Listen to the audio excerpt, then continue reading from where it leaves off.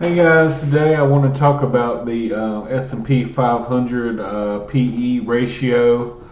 Um, I love this website. It's called Macro Trends, and if you are looking for trends in things or historical data on various different,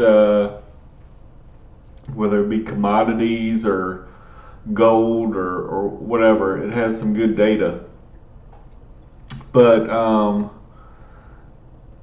it doesn't say here, but I mean historically the S&P 500 has, I want to say, around 15.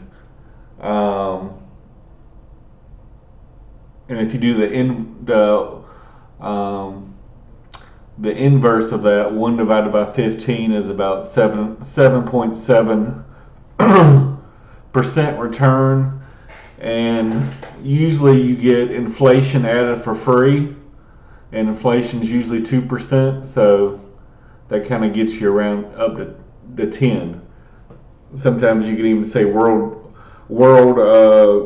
GDP growth is factored in as well. But anyway, just to show you how expensive, even though the market has gone down, 20% or whatever this year. And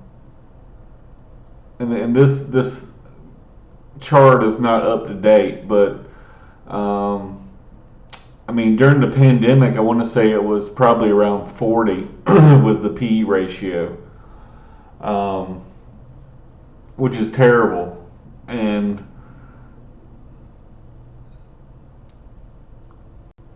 so, I mean, this is just telling, are things cheap or expensive? In 1948, the P ratio was 6. Um,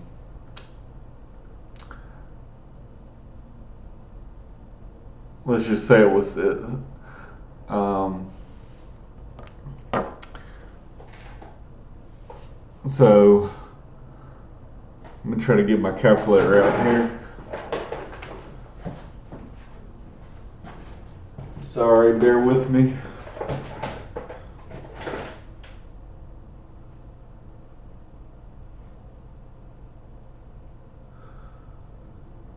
My calculator doesn't want to come up.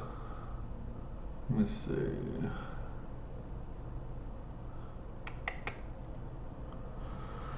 So, like I said, P 15 is normal. 1 divided by 15 times 100. So, you're looking at about a 7% return. But like I said, we're usually inflation is added for free, which is normally 2%, which gets you close to 10. Some world GDP growth sometimes is factored in as well. But let's just say 1 divided by 6 times 100. I mean, a 16% rate of return with inflation and world GDP growth, you're probably talking about 20%. So, I mean, if you had bought down here in January of 48 or 49,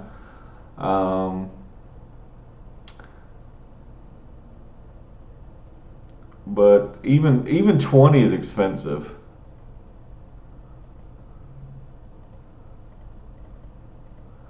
I mean, yeah, I mean it's a 5%, but 5% is better than nothing, but still will take you a long time. I just love all these charts they have. Here's like historical returns. As you can see, you can pretty much know nothing about the market and just buy, the S&P 500. And yeah, you're gonna lose in some years. Some years you're gonna be down 30% and 40% and 50%. But you know, 2/3 of the time you're gonna make money. So I mean, as long as you have your mind trained to expect that, you got to be buying here when you're down 50%, when you're down 40%, when you're down 30%, when you're down 40%. You got to be buying there. But most people, they're panicking, they're selling. They're like, oh my gosh, I've lost 40%. What if I lose another 40%? They're thinking the wrong way. Um,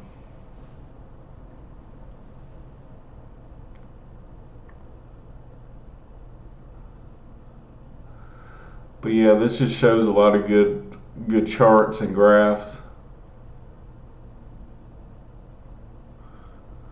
And regardless of president, the market has done well, and both both parties. So um, one thing called the Buffett indicator is basically you take the total stock market, the U.S. total stock market index, as a percentage of GDP.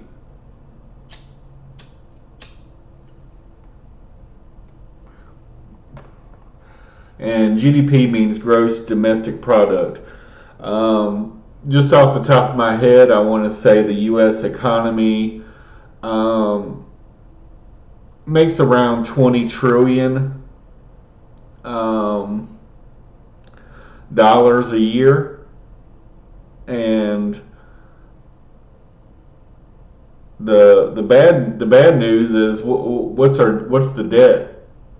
Um, and I would like to say the debt is probably a lot higher than it's even reported, but let's just say the debt's 30 trillion. Well, if we gave all of our income to the government for a year and a half, the debt would be paid off.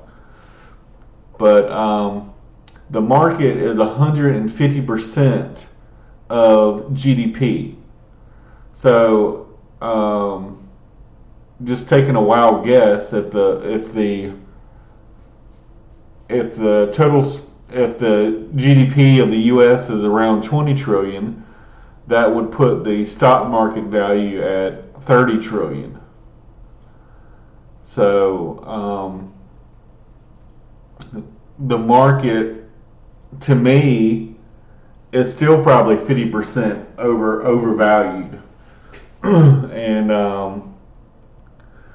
there was one guy. He was one of the Facebook founders, Shamal. I don't know if he's from India, but he was one of the Facebook founders, and he's a really smart guy. And the governments have been printing money for a long time, and what happens when you print money is it inflates financial assets. It inflates the real estate, it inflates the stock market, and the people who pay the price are the people who do not own financial assets. And that is the reason why the wealth divide has grown so much in the U.S.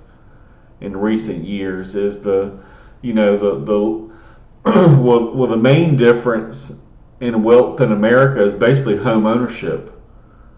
Because let's say you were renting for 30 years and you have nothing to show for it when you die, and whereas you were paying a mortgage for 30 years or 15 years, and now you have an asset that is $300,000 or something, $200,000 or $500,000 or whatever it is. You have that asset, and really that's the main difference in wealth in America is home ownership. But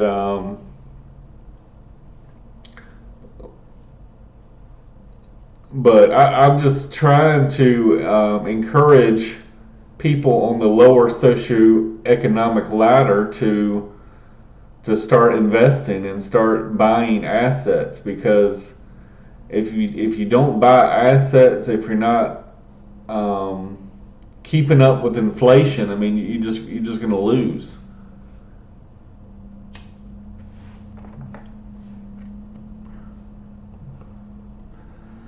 Thank you.